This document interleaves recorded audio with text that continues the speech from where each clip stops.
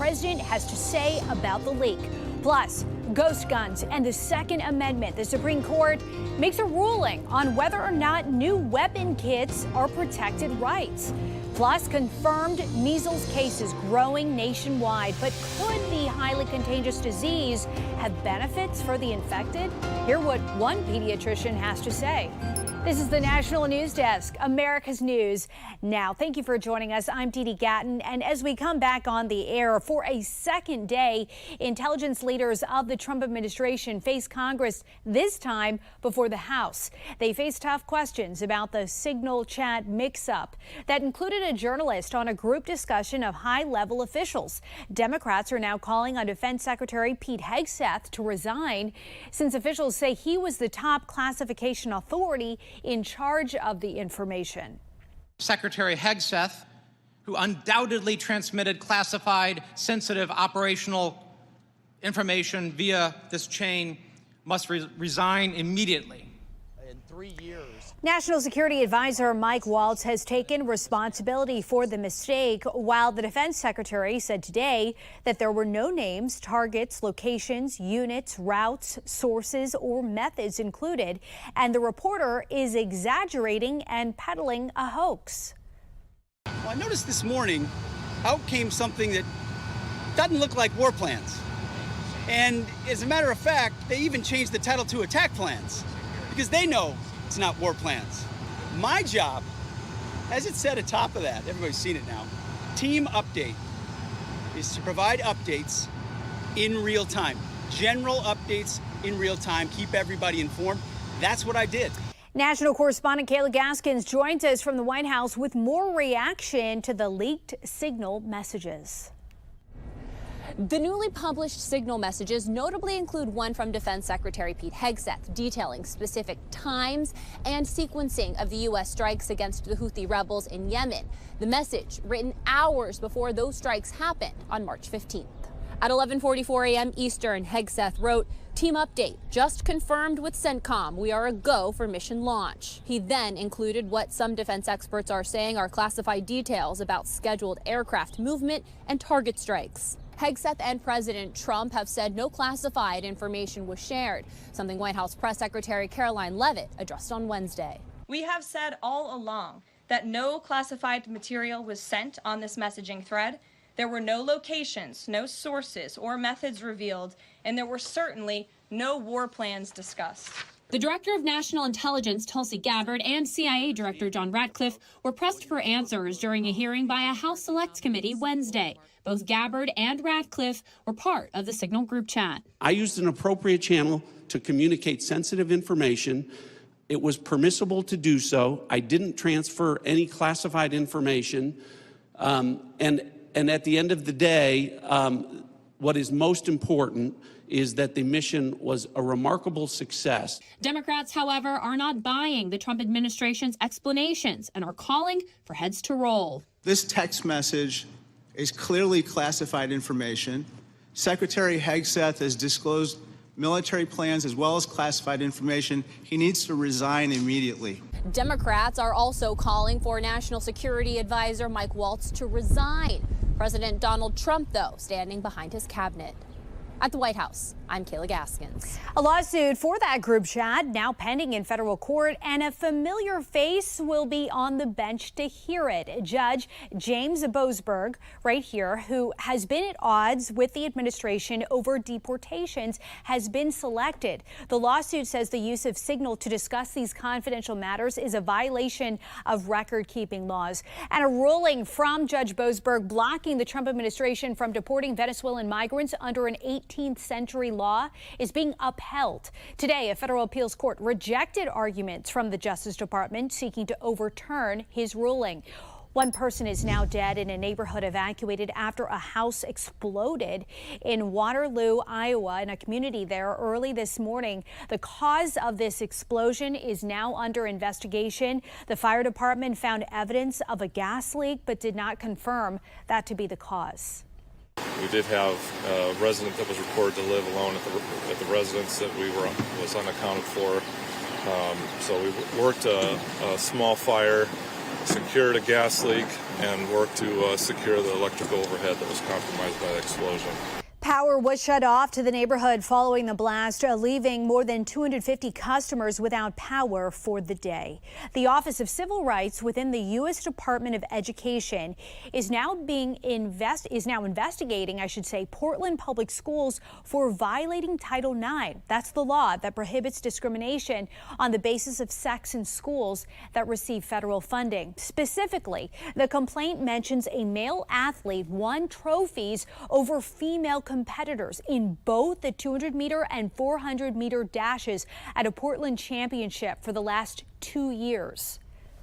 I'm not saying that those transgender athletes shouldn't be able to compete, but we should not be sacrificing our young women's ability to compete against other young women. Portland Public School Superintendent says she is aware of the complaint and is cooperating with the investigation, saying, quote, PPS is in full compliance with Oregon state law, which may differ from federal guidance. We are actively working with our legal and state partners to navigate this complex legal landscape.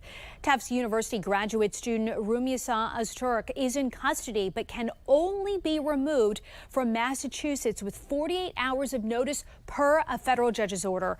DHS agents arrested the Turkish national last night. You can see it right here as you take a look at your screen while she was on her way to break her Ramadan fast with friends. That's according to her attorney. A DHS official said Öztürk engaged in pro-Hamas activities. 2 academic groups are suing the Trump administration for its recent arrest of non-citizen students.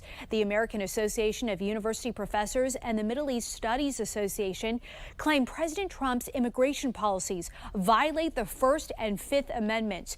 A DHS rep told NBC News today that people advocating for violence and terrorism should not have visas. This is the beginning of Liberation Day in America. And what we're going to be doing is a 25% tariff on all cars that are not made in the United States. If they're made in the United States, there's absolutely no tariff. We start off with a 2.5% base, which is what we were at, and we go to 25%.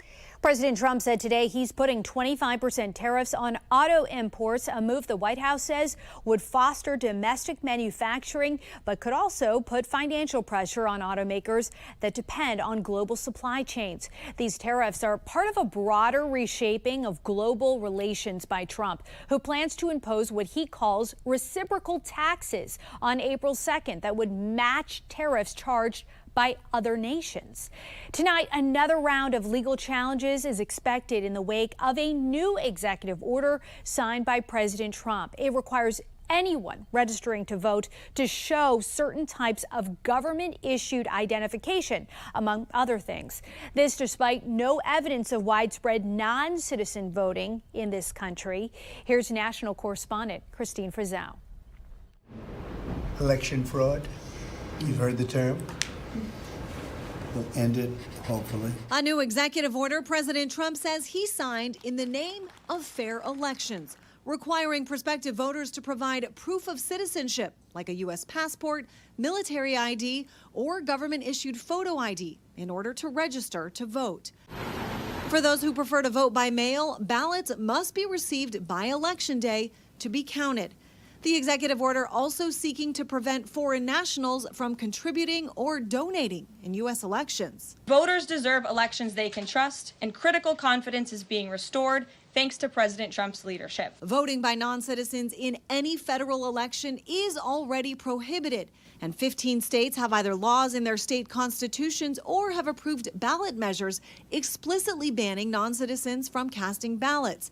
Meanwhile, a handful of states have jurisdictions within them that do allow non-citizen voting in certain local elections. The new requirements, though, raising fears many Americans will be prevented from voting in all elections. Those particularly in rural and low-income areas who simply don't have passports or driver's licenses. The currently accepted voter registration form requires a signature attesting to U.S. citizenship under penalty of perjury, a form the U.S. Supreme Court says states must accept. As constitutional law experts predict immediate legal pushback, The debate taking place on two levels. Who has the authority to make these decisions, the president or Congress? And what substantive decisions about voting policy are consistent with federal law or violate existing federal law? The executive order also requires states to maintain accurate voter lists and to share those lists with the federal government. That includes the Department of Homeland Security and DOGE, the Department of Government Efficiency. For states that don't comply, the president says federal funds could be blocked. Didi? Christine, so how does this work since states are in charge of carrying out both state and federal elections? Yeah, I think that could be central to legal arguments. Take, for example, the part of the new executive order that says all mail-in ballots must be in to be counted by Election Day. Well, right now, 23 state laws say as long as the ballot is postmarked by Election Day, it can be counted. Each state has different laws, and some say this executive order is executive overreach many times over. Live from Washington, D.C., Christine Frizzell, thank you. A Biden-era rule cracking down on ghost guns will remain in place. Today, the Supreme Court ruled against gun groups who challenge the regulation. It requires companies to add serial numbers to privately made gun kits sold online and run background checks and age verification. Court docs show the rule has led to fewer ghost guns in major cities like L.A. New developments: a Connecticut woman accused of holding her stepson captive for decades was in court today. Kimberly Sullivan faces multiple charges after firefighters found her 32-year-old emaciated stepson, according to authorities, in her house last month. He told police he'd escaped the fire to escape. The man's biological mother, also in the courtroom, said she'd been searching for her son since he was a baby.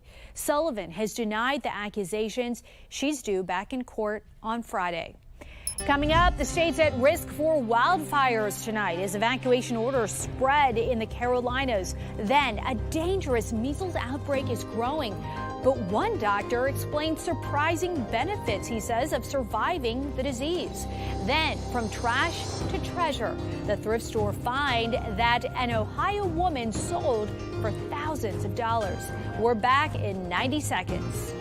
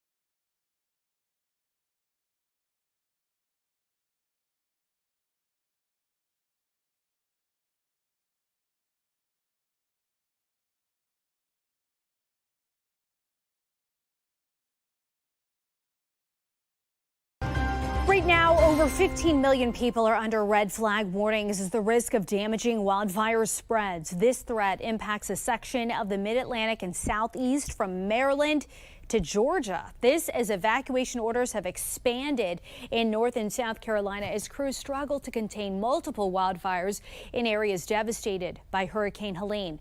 One resident says his home survived Helene but did not survive these wildfires. There's our lake. Well, the dock is still there, but the house it's gone. And then our fireman friend, Phil, called me and said, "Hey, buddy, I'm sorry." Several other buildings have been destroyed and over 9,000 acres have burned. The two biggest public broadcasters in the country could be on the chopping block for federal funding, with congressional Republicans accusing NPR and PBS of bias and not worthy of American tax dollars. National correspondent Matt Galka reports from Washington. Republicans in Congress want to cut funding to America's biggest public media outlets, a decades-long effort that could be a reality with control of Washington. They brought in the heads of both PBS and NPR to defend why they should continue to receive taxpayer dollars and accuse the broadcasters of bias and indoctrination. NPR and PBS have increasingly become radical left-wing echo chambers for a narrow audience of mostly wealthy, white, urban liberals and progressives who generally look down on and judge rural America. Billionaire Elon Musk, who spearheads the Department of Government Efficiency, has called for NPR to be defunded. Both NPR and PBS get money from the congressionally funded Corporation for Public Broadcasting. The nonprofit got around $500 million last year, with about 1% of NPR's funding coming directly from the government and about 16% of PBS's funding coming from those dollars. Democrats mostly mocked the GOP narrative while highlighting the free educational programming both broadcasters provide. A large majority of Americans say they trust PBS. And that's exactly why extremists are trying to tear it down. Fire Elon Musk and save Elmo. Republicans hammered away at the question of bias, including not giving enough coverage to the story on Hunter Biden's laptop. Was that a pure distraction story? Our current editorial leadership believes that that was a mistake, as do I. While the public broadcasting executives made the case their broadcasts benefit the greater good. What we're focused on is to make sure, again, that every child has the opportunity to learn. The president said this week he'd love to end federal funding for public broadcasting, saying there's already enough media coverage and it's a waste of money. Reporting in Washington, I'm Matt Gelka for the National News Desk, America's News Now. For a second day in a row, Gaza residents are demonstrating in the streets against Hamas, calling for the governing body to leave. Hamas officials claim the protests are being staged by Israel. Today, Egyptian officials told Arab media their proposal for a new hostage ceasefire deal has been rejected. The Israeli prime minister, speaking in the Israeli Knesset, reiterating that if Hamas does not release the remaining hostages, Israel will begin to take over Gaza territory.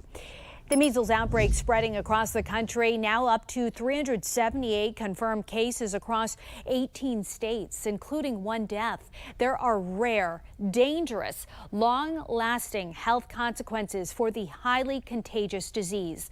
But Dr. Elizabeth Mumper, senior fellow of pediatric education with the Independent Medical Alliance, told the National News Desk Jan Jeffcoat this morning surviving infection has surprising health benefits. One thing that many people don't know is that there are actually some good long-term consequences of getting measles as an infection. It's been tied to lower cases of certain types of cancer, lower cases of cardiovascular disease in adulthood, and lower cases of strokes have all been seen. For a deeper dive about measles, IMA has a full webinar, and you can see for yourself at imahealth.org. The full interview with Dr. Mumper is on thenationaldesk.com.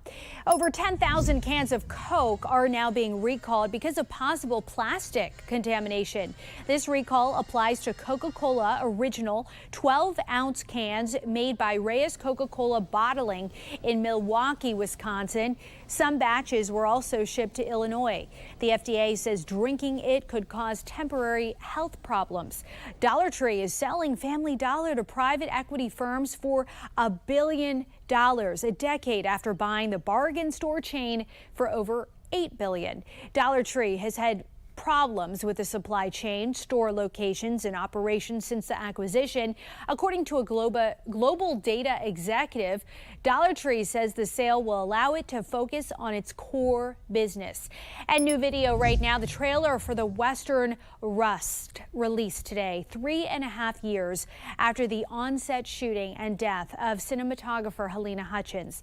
In the meantime, in that time, the set armor Hannah Gutierrez Reed was convicted of involuntary manslaughter, while Alec Baldwin, the actor holding the gun that fired the fatal shot, had his manslaughter case dismissed because prosecutors withheld evidence from the defense. The movie will be released in theaters and on demand on May 2nd. A group of high school students give a mother quite a gift. A medical reporter, Liz Bonas, shares the creative way they are honoring the memory of her daughter. Hey there, everybody. If a picture's worth 1,000 words to one mom, this one is priceless. She was outgoing. She loved sports, loving person. When Tamika Morris's daughter, Raven, lost her battle to blood cancer, it was unbearable. It's really not a word that I can say. It was hard. So when her former classmates here at Ohio's Woodward Career Technical High School decided to honor Raven by creating this mural, Mom was over the moon. Not just about the mural, but the message behind it, too. As we know, African Americans are disproportionately affected by cancers. Medical student Keelan Johnson, who got a grant for this awareness project and program, and artist Mr. B, a throat cancer survivor, guided the students on this creative journey. What a beautiful way to convey a message about awareness, about early detection. But the students themselves decided how best to honor Raven. I had the idea to put her younger version inside her older self. The lesson that comes with it, not a typical classroom discovery. Cancer isn't limited to just one specific group. Really anybody can get it. As for how Raven might see it, Mom says always the uplifter. She probably up there looking like, oh my gosh, she's probably doing a TikTok right now. The students are still putting a few finishing touches on this, but it is expected to be finished with a ceremonial celebration sometime this week. With your health news, I'm Liz Bonas reporting. Beautiful way to honor her life. Coming up, the help FBI agents need from the public as they reveal a breakthrough in a cold case from 2006.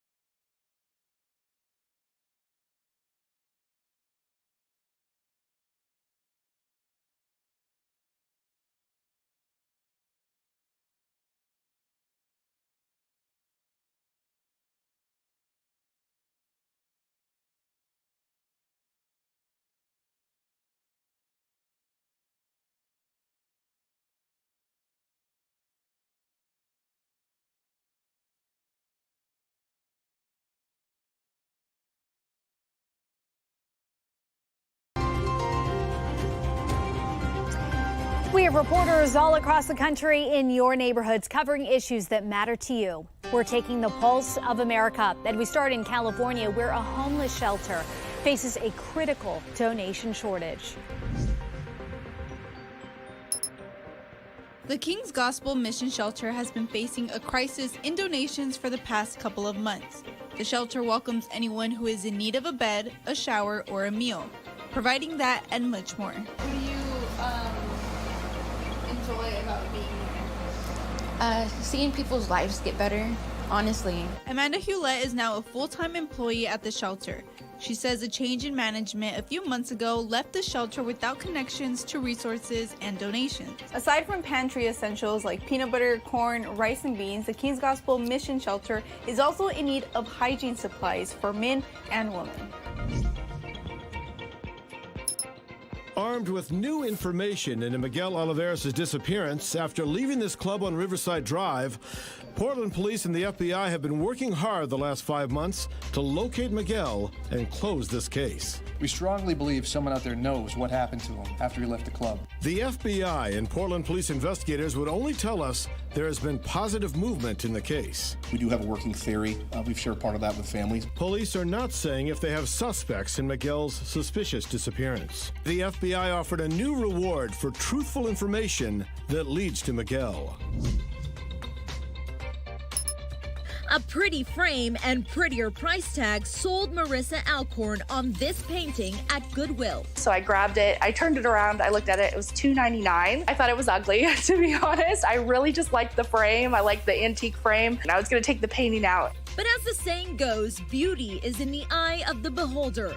Curious about this plaque at the bottom, she Googled the artist's name and found his artwork going for thousands of dollars. So my first thought was, I was like, this probably isn't a real painting. The Dayton woman got experts involved here at Gaza Sykes in Oakley. The sign painting was authentic, an oil on canvas by Johan Bertelsen, a Danish self-taught painter born in 1883. The painting was in Alcorn's hands only a week. It sold for nearly $3,000 after a 30-second bidding war. Coming up, the new rules of the Mega Millions will follow, starting with the drawing on April 8th. We're back in 90 seconds.